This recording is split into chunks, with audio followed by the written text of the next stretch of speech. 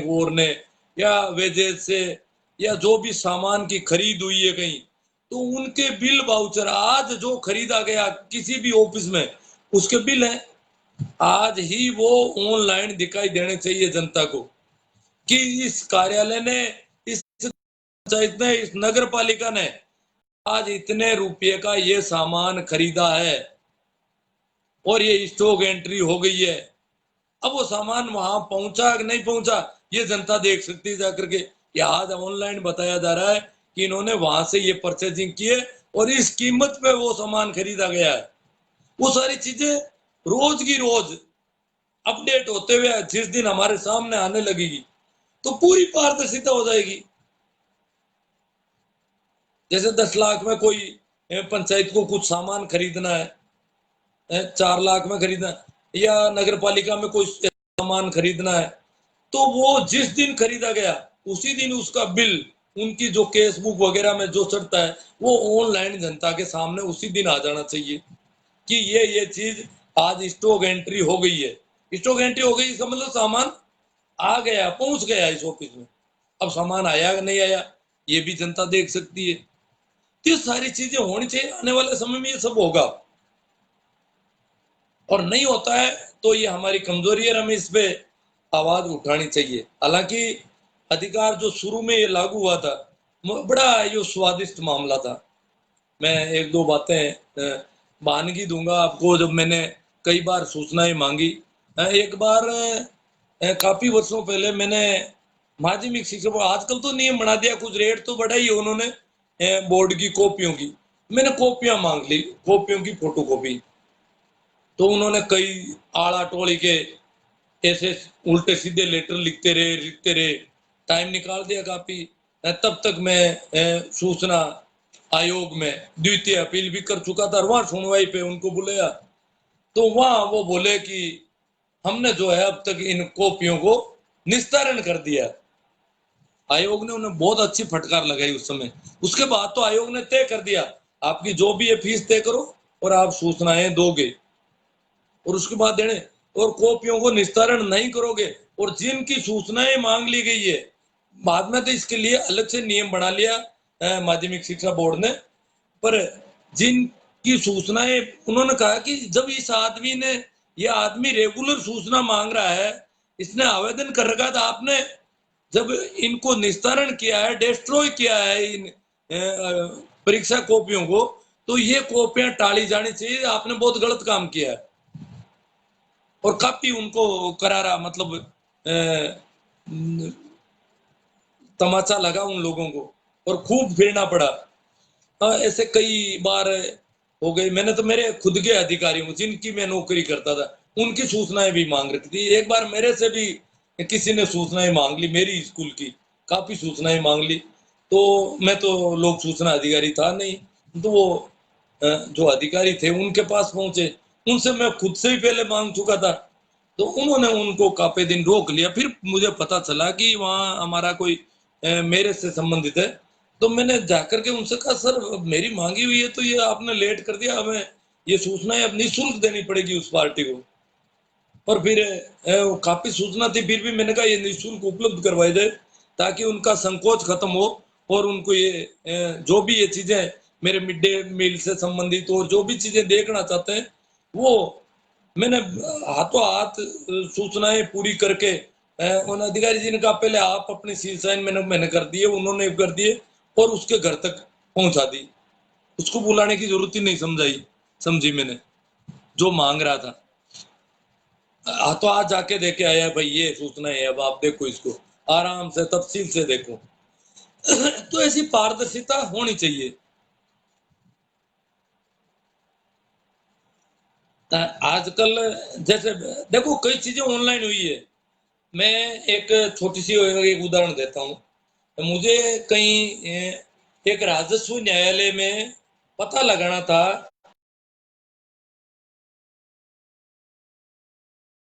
हो सकती है। तो मैंने लॉकडाउन का मामला था संबंध उस शहर के एक वकील साहब से मैंने बात की, मेरे मित्र थे।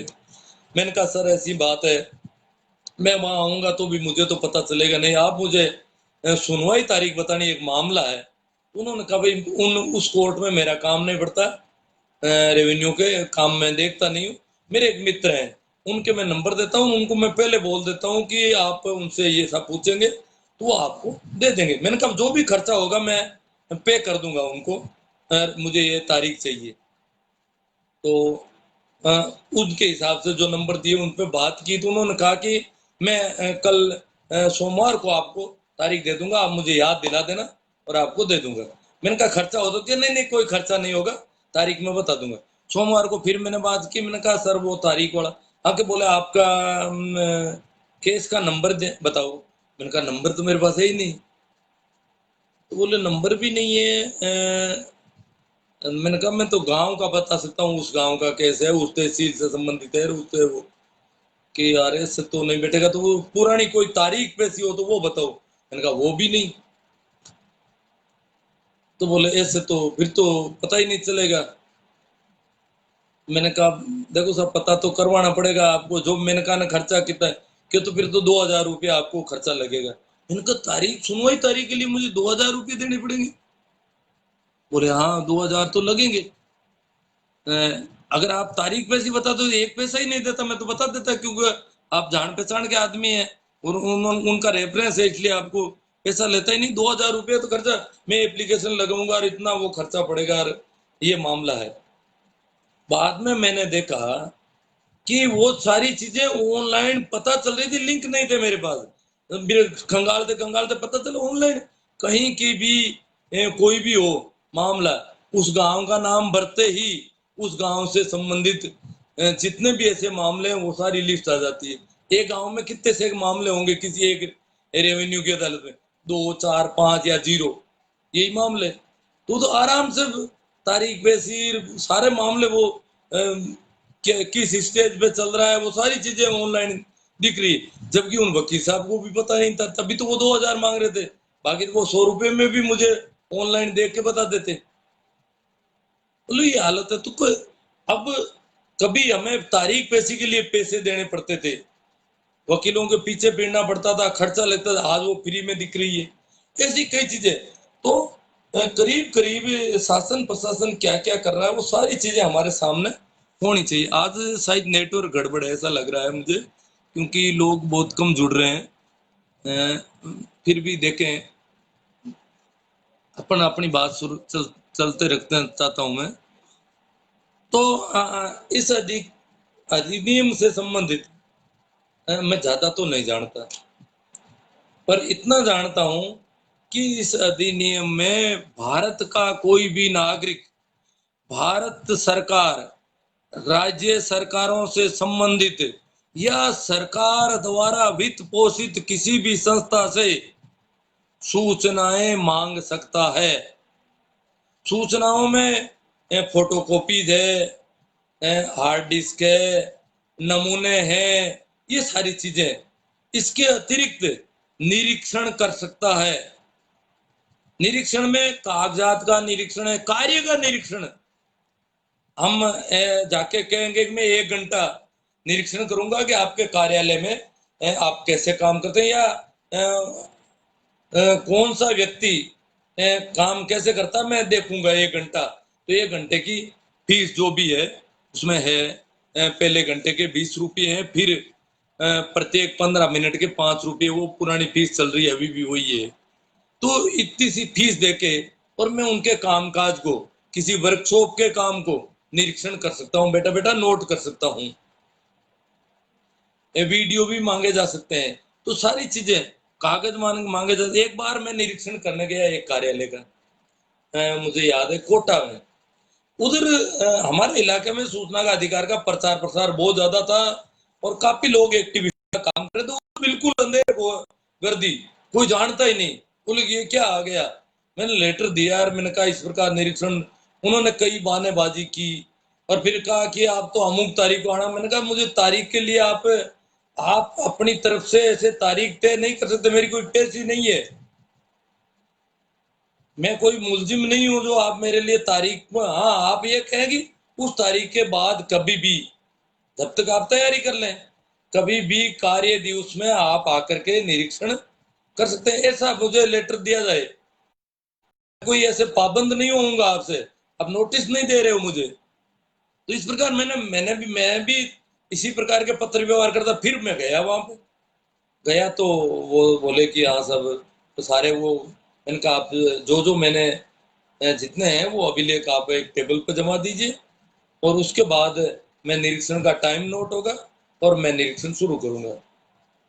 तो उन्होंने फिर बोले आप कहाँ से हैं, कहाँ के रहने वाले। मैंने कहा ऐसा आप मुझे नहीं पूछ सकते, क्या आपने फोन नंबर नहीं लिखे हम सूचना देते। मैंने कहा नहीं, जरूरी नहीं है मैं फोन नंबर लिखूं, मैं फोन रखूं ये भी जरूरी नहीं है। हालांकि मेरे पास उस समय ये वीडियो वाले फोन कम थे, MP4 एक और था अलग से रिकॉर्डिंग के लिए, मैंने उसको भी चालू करके रखा था। और बड़ा यूं वो सारे उनका, क्या आप जरूर आयुर्वेद विभाग का मामला था कि आप जरूर आयुर्वेद में सर्विस करते हैं। और हो क्या उस समय राजपत्रित अधिकारियों के कोई हस्ताक्षर करवाने थे, और वो आयुर्वेद हॉस्पिटल था। मैं गया वहां पे तो हस्ताक्षर किया, वो तो बड़े यूं अलग ही, समझते ही नहीं जनता को तो कुछ, और बिल्कुल ठाले बैठे, कोई मरीज नहीं, बात नहीं, डॉक्टर साहब को काम कुछ नहीं। तो एक प्रति, प्रतिलिपि जो है मार्कशीट है उसका देख करके फोटो कॉपी को प्रमाणित करना है, नहीं कर रहे थे वो। तो फिर मैंने कहा यार इतना ये तो बड़े अजीब लोग हैं, और यहाँ तो कुछ पता ही नहीं चलता है, जनता को तो कुछ भी नहीं समझते। तो फिर मैंने उनसे संबंधित सूचनाएं एक आध जगह पूछ लिया। फिर कहा आप जरूर आयुर्वेद विभाग में सर्विस करते हैं तभी आपको इतनी सारी चीजें, और आप नौकरी तो जरूर करते हैं।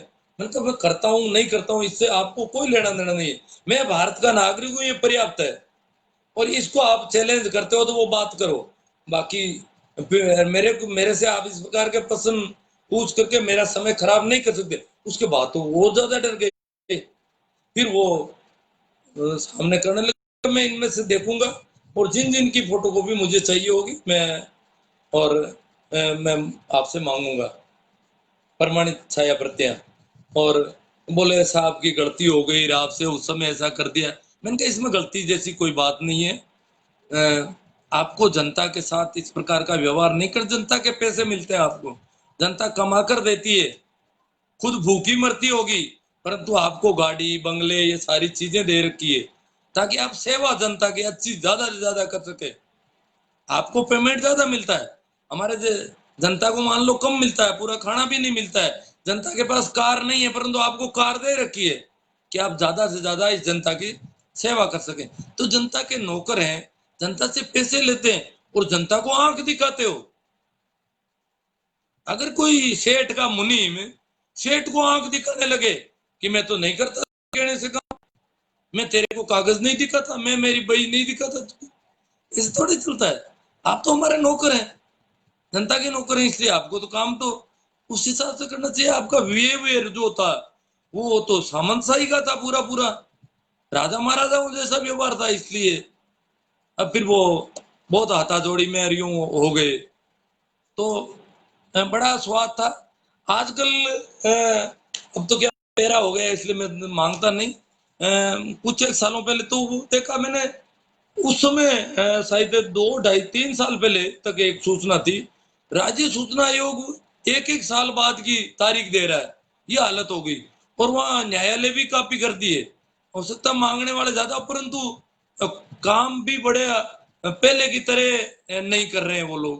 पहले शुरुआत में काफी अधिकारी जो थे ठीक सहयोग कर रहे थे, परंतु आजकल बहुत ढीला मामला है और बड़ा मामला दिनों दिन खराब होता जा रहा है। अगर जागरूक लोग ये एक असली आजादी है देखा जाए तो, दूसरी आजादी या असली आजादी जो बात है, इससे क्या होगा कि अधिकारी कर्मचारी मंत्री सारे लोग, पारदर्शिता जब होगी, जनता के सामने सब कुछ होगा, तो उनको ठीक ढंग से काम करना पड़ेगा। वो वैसे दादागिरी नहीं कर सकते।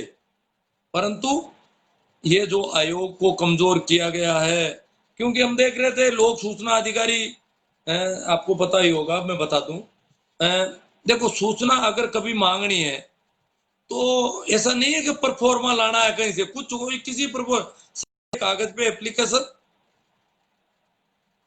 लोक सूचना अधिकारी डिपार्टमेंट, एड्रेस और विषय ये अधिकार अधिनियम 2000, सूचना का अधिकार अधिनियम 2005 के तहत निम्न विवरण के अनुसार सूचनाएं देने हेतु या निरीक्षण के संबंध में, और फिर उसमें जो भी है विवरण बीच में लिख दिया, फिर अंत में यही लिखा जाए कि जो है आवेदन शुल्क 10 रुपये का पोस्टल बैंकर चेक जो भी है वो संलग्न है, और फिर रजिस्टर्ड डाक है तो उसका एक अपने पास कागज रखे, ताकि फर्स्ट अपील में रजिस्टर्ड डाक का सबूत और वो जो हमारा आवेदन है सादे कागज का, फर्स्ट अपील भी सादे कागज पे, 1 महीने तक अगर वो निस्तारण नहीं करते हैं, अगर वो शुल्क का इत्यादि के लिए अदो हस्ताक्षरकर्ता को, आवेदनकर्ता को नहीं देते हैं, तो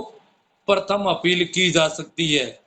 हाँ, अगर गलती से हमने किसी और विभाग की सूचना, जैसे सूचना तो पुलिस डिपार्टमेंट से संबंधित है, हमने तहसीलदार को पहुंच भेज दिया लेटर, तो भी वो तहसीलदार उसको वापस हमें नहीं लौटेगा। नियम में ऐसा है कि वो संबंधित लोक सूचना अधिकारी तक वो पहुंचाएगा, आगे डाक को वहां भेजा जाएगा, वापस आवेदनकर्ता को नहीं भेजा जाएगा।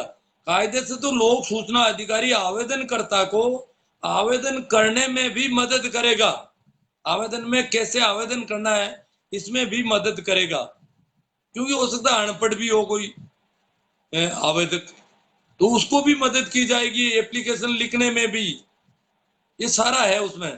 तो फिर 1 महीने में अगर निस्तारण नहीं होता है या निस्तारण नहीं करने का लिख दिया जाता है, उसको निरस्त किया जाता है, तो प्रथम अपील उससे हर एक कार्यालय का, जिस प्रकार लोक सूचना अधिकारी तय है उसी प्रकार प्रथम अपील अधिकारी भी निर्धारित कर रखे हैं। उनमें कई बार बदलाव भी हुए छोटे मोटे।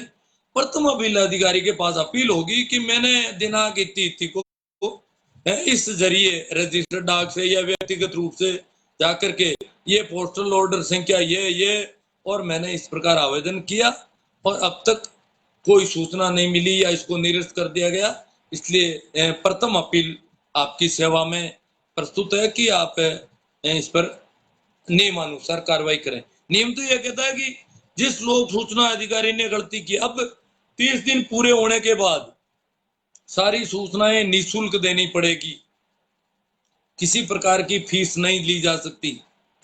हालांकि बीपीएल आवेदक है तो उससे तो वैसे भी किसी प्रकार की फीस नहीं ली जाती है, अगर समय पर सूचना दे तो आवेदन शुल्क भी नहीं देना पड़ता है। बीपीएल का एक कागज साथ लगाना होता है जो प्रूफ है, प्रमाण है। तो फिर 1 महीने के बाद अगर अपील अधिकारी कोई कार्य, कायदे से अपील अधिकारी उसकी तनख्वाह में से पैसे काट सकता है, जिस लोक सूचना अधिकारी ने गड़बड़ की है उसके नियमानुसार अनुशासनात्मक कार्रवाई की जा सकती, परंतु कर नहीं रहे हैं ज्यादातर।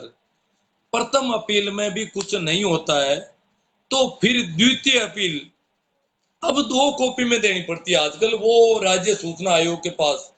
वो प्रथम अपील का अगर 1 महीने में निस्तारण नहीं होता है तो द्वितीय अपील करनी होती है। द्वितीय और वो प्रथम अपील के 1 महीना पूरा होने के बाद से अगले 60 दिन के बीच में द्वितीय अपील करना अनिवार्य है, उसके बाद अपील नहीं की जा सकती। इस प्रकार द्वितीय अपील में वो उनके पहले हैं, वो उस पर सुनवाई करते हैं और हमें भी इसकी सूचना देते हैं।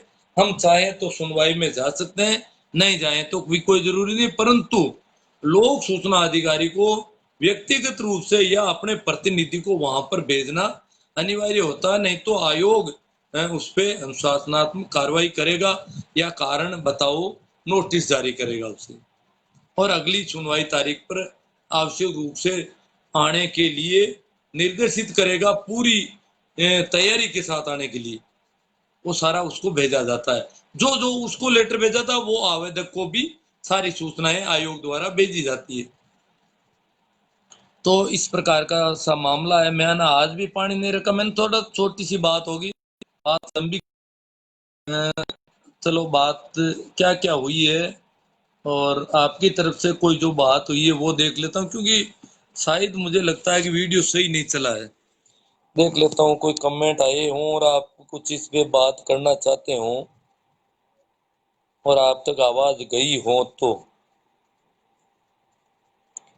आवाज के मामले में वो शुरुआत में जब मैं पूछ रहा था तो कह रहे हैं आ रही है।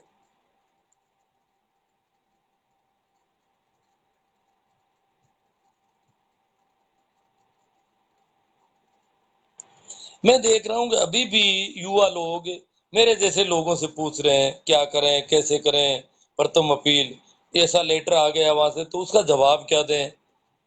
कई बार ये आड़ा टोली में कई तरह के लेटर दे देते हैं, तो हमें खींचकर जब लेटर देना चाहिए।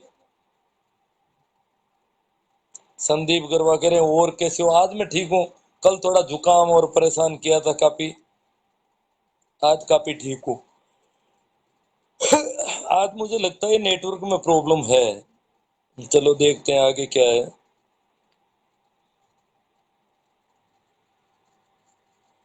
हाँ, लक्ष्मण मेघवाल कह रहे हैं, लक्ष्मण जी कह रहे हैं कि सूचना का अधिकार एक्ट आजकल ठंडा पड़ गया।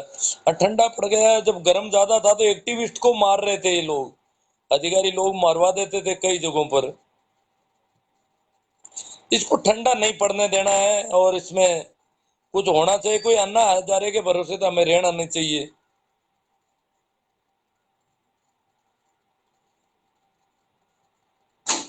सियाराम जी कह रहे हैं कि इसको कमजोर बना दिया है और सर अब धीरे धीरे ये अपना अस्तित्व खो देगा, देख लीजिएगा। तो इसमें हमें लगे रहना चाहिए। देखो, अगर द्वितीय हमारे राजस्थान में एक तो वकील साहब है भाई, गिरधारी जी नाम है शायद बीकानेर के, और कुछ टीम है जोधपुर में जैसे नंदलाल जी व्यास है, और कई ऐसे वो वकील साहब कह रहे हैं मैं इसके अगर द्वितीय अपील में भी ठीक ढंग से आयोग निस्तारण नहीं करता है, आपकी द्वितीय अपील खारिज कर देता है, तो आप हाई कोर्ट में जा सकते हैं। तो वकील साहब बीकानेर वाले वो कह रहे हैं मैं फ्री में, अगर ऐसे मामले हैं तो हाई कोर्ट में आपकी फ्री में पैरवी करेंगे हम।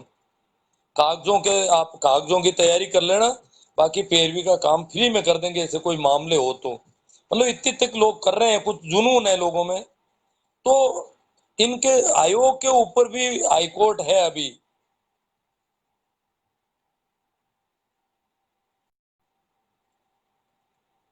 देखो, नियत तो खराब है ही, अपन जानते हैं, अधिकारी हो कर्मचारी हो, मैं मेरी चीजों को दबा के रखना चाहता हूँ, किसी को बताना नहीं चाहता हूँ, तो ये मामला तो है ही।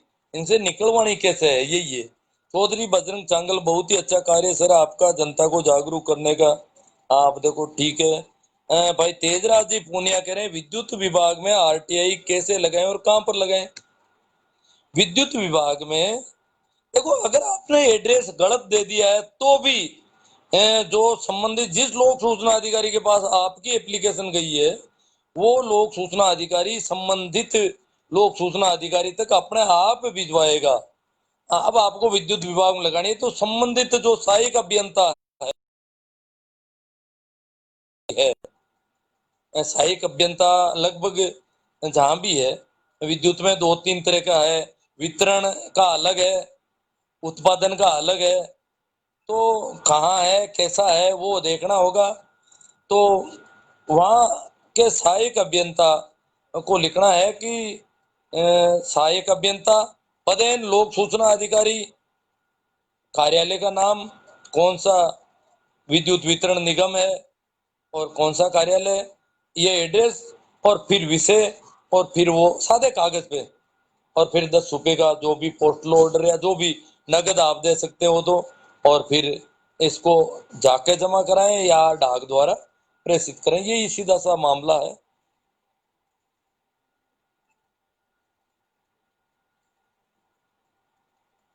तेजराज जी कहते हैं पूर्णिया जी, सर विद्युत विभाग में भरे गए बिलों की जानकारी चाहिए, कहाँ पर मिलेगी प्लीज। नहीं, मैं तो क्या ऑनलाइन भरता हूँ अपना, आप मेरी आईडी पे, पेटीएम पे, फोन पे अपना आप सारी वो ऑनलाइन रहता है, तो कोई दिक्कत नहीं हुई। अब आप नहीं कर रहे हो तो मेरा तो काम नहीं, मेरे हिसाब से तो ऑनलाइन इनका पता हो सकता है। देखो पोर्टल इसका जो भी है, उस पोर्टल में जो उपभोक्ता है, उपभोक्ता का पोर्टल और उपभोक्ता से संबंधित ऐसा कुछ हो गया होगा आज तक। तो देखना, अगर लॉगिन का ऐसा कोई सिस्टम हो गया तो ठीक है, क्योंकि सारे फोन जुड़े हुए हैं। और फिर भी अगर नहीं हुआ है तो आप उपभोक्ता क्रमांक लिख करके और उनकी छाया प्रतियां मांग सकते हैं आराम से, कोई दिक्कत नहीं है। संबंधित सहायक अभियंता, जो आपका वितरण का सहायक अभियंता है, जिस कार्यालय के अधीन आपका कनेक्शन है बिजली का, वहां करें। भाई दोलू राम जी गोदारा कह रहे हैं आरटीआई में पारदर्शिता कम दिखाई दे रही है। देखो पारदर्शिता तो कभी इतने लगभग सैकड़ों आरटीआई एक्टिविस्ट को मार दिया गया एक्सीडेंट के नाम पे, हत्या, और ये अधिकारियों ने करवाई सारी। सीधी सी बात है। इसका मतलब दम तो है, दम नहीं होता तो इतने लोगों को मारा नहीं जाता। देखो आरटीआई ढंग से लगाए हैं और उनके द्वारा कोई लेटर अगर इस तरह का दिया गया है जो नहीं दिया जाना चाहिए, तो उसको खींचकर अगर अपन लेटर लिखें वो तो नतमस्तक हो जाते हैं लगभग। मैंने तो जब भी आरटीआई लगाई है मैंने देखा, अब तो मैं लगा नहीं पा रहा हूँ, क्यों सुनता नहीं हूँ तो फालतू परेशानी हो जाती है काफी, काम नहीं किया जा सकता। अभी भी लोगों को बता रहा हूँ, और मुझे कोई ज्यादा देखो लड़ाई लंबी लड़नी पड़ती, कुछ थक जाते हैं, क्योंकि अपन को पता है कि आजकल तो सूचना आयोग में 1 साल से भी ज्यादा पेंडेंसी है। आप आज अगर आयोग में अपील करते हैं तो साल भर बाद में आपको सुनवाई तारीख दी जा रही है, ये हालत है। तो पेंडेंसी बहुत ज्यादा हो गई है, इस वजह से टाइम लगता है। तो अगर हमारे पास धैर्य है, हम डटे रहेंगे, तो करंट तो है, ताकत तो है अभी भी काफी इसमें। तेजराजी पूनिया कह रहे हैं थैंक्स। तो ठीक है, चर्चा हो गई हमारी। आप सबने जिन जिन लोगों ने सुना, जिनको अच्छा लगा, जिनको लगता हो कि शेयर किया जाना चाहिए, शेयर करें। और भाई ये एक कमेंट आया है, सर मैं भी एक आरटीआई कार्यकर्ता हूँ नागौर से, दोलू राम जी गोदारा। हाँ, पारदर्शिता कम दिखाई दे रही है गोदारा जी। नागौर में तो क्या है कि पहले गांवडाणी वालों ने खूब किया, मैं भी उनके साथ काम करता था। तो उन लोगों ने काफी प्रचार किया, बहुत ज्यादा दीवारें रंग दी सारी, वो पुराने अधिकार के समय भी। तो उसके बाद अशोक जी, अभिनव अशोक जी, उन्होंने काफी आरटीआई एक्टिविस्ट तैयार किए और आरटीआई लगवाना सिखाया लोगों को। और ये नागौर में ऐसे काफी लोग हैं जो आराम से आरटीआई के संबंध में जानकारी, और नागौर शायद मेरे हिसाब से टॉपर है राजस्थान में आरटीआई के मामले में, 1 नंबर पे। जोधपुर में भी नंदलाल जी व्यास वगैरह काफी काम कर रहे हैं, परंतु जितनी आरटीआई नागौर से लगती है उतनी शायद और कहीं से, लगभग पूरे राजस्थान में नागौर से आरटीआई जाती है, एप्लीकेशन जाती है। तो नागौर मेरे हिसाब से पूरे राजस्थान पे टॉप पर है आरटीआई मांगने में। हालांकि इसके आंकड़े तो नहीं पता है, क्योंकि अंधेर गर्दी बहुत ज्यादा है बाहर नागौर के अलावा। कहने में तो नागौर को बिना गौर का नाम है, कई मामलों में गौर नहीं है, परंतु आरटीआई के मामले में नागौर ने नागौर में जागरूकता की है।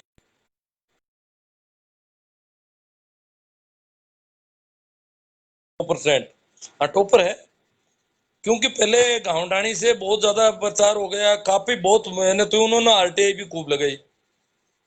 मेरे हाथों से सैकड़ों आरटीआई एप्लीकेशन लिखी जा चुकी है, अब देख लो।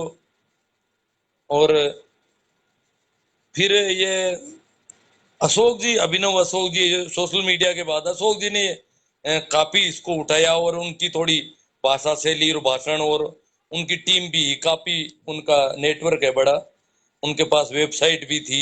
आजकल तो पता नहीं वो है कि नहीं है, अशोक जी की एक वेबसाइट भी थी, पहले मैंने देखी है कई बार, तो उन्होंने काफी काम किया इस पे। उन्होंने खुद ने मांगी और लोगों को हेल्प करते थे वो, और उनकी काफी टीम हो गई थी, क्योंकि मुझे भी ऐसे लोग मिलते रहते थे जो उनके जरिए सूचना मांगते रहते थे। तेज राजीवन सर, आपका कल का लाइव प्रसारण मृत्यु भोज के ऊपर मेरे को बहुत पसंद आया, और मैंने बहुत सारे ग्रुपों में, धन्यवाद सर मेरी तरफ से आपको, कि आपने मेरी बात को आगे पहुंचाने में दिलचस्पी दिखाई। आपको अच्छी लगी, अच्छी लगी तो आपके दिल की बात है, तो मेरी तो रही नहीं, आपकी बात ही है, और आपने इसको अपनी समझ करके शेयर किया। धन्यवाद। ठीक है, तो पर्याप्त है, काफी बात हो गई, जितने कमेंट आए थे उन पे तो बात हो गई।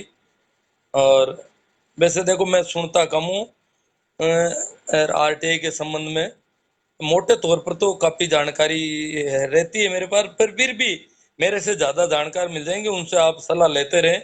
कुछ लोग वैसे भी पहले ही मेरे से लेते रहते हैं, कई लोग तो सारे ही कागज ही मेरे से लिखवाते हैं अभी भी, तो मेरे पास वैसे काम काफी है।